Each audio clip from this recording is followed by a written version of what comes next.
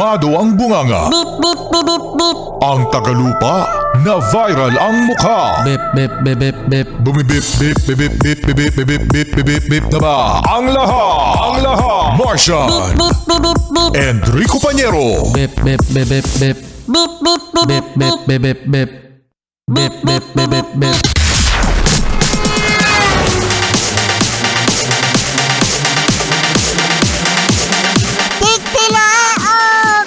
Ito na ang 101.1 Yes FM Balitang Oy, eto usong-uso ngayon mga Yes Friend ang pang-hold up. Usong-uso ngayon, balitang-balita, lagi ang mga ninanakawan ng motor. Mag-ingat po sa mga Yes Friend natin na mga motorcycle taxi riders dahil kakabalita lang mga Yes Friend na merong nasawi, no, pinatay diyan sa may Caloocan at merong naiwanan na isang anak. Imagine mga Yes Friend, ano, yung ninakawan na pagkatapos ay kinitilan pa ng buhay. Sobrang nakakahabag ang mga ganitong mga balita mga Yes Friend, na sasabihin mo na anong nangyayari sa Pilipinas, diba, no? Yung para bang iisipin pa ba natin ang safety natin?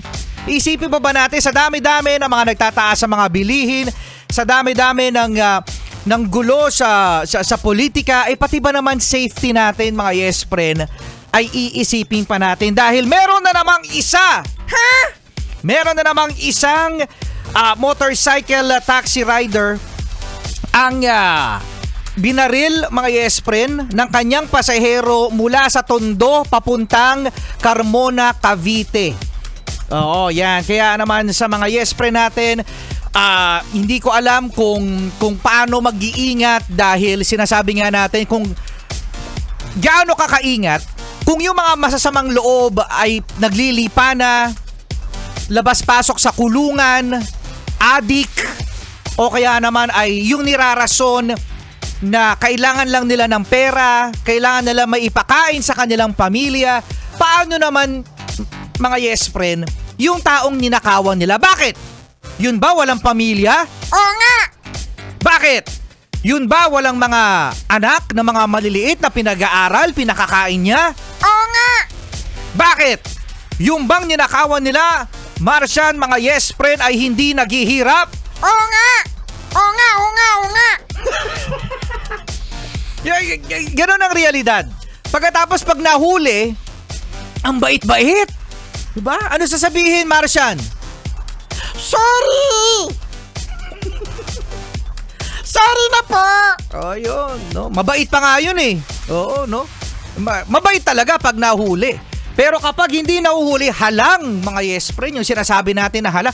Ano, it's time for us para magkaroon na ba ng bitay? Sorry Oo, no? Kasi ito yung sinasabi natin mga Yes Friend, na kapag kayo ay nagkakaroon ng mga ganitong mga balita na nakakatakot, no? Parang it's time ba mga Yes? Kasi may mga vloggers na nagsasabing, papakulong nyo yung mamamatay tao na yan. So kapag nakulong yan, papakainin pa yan.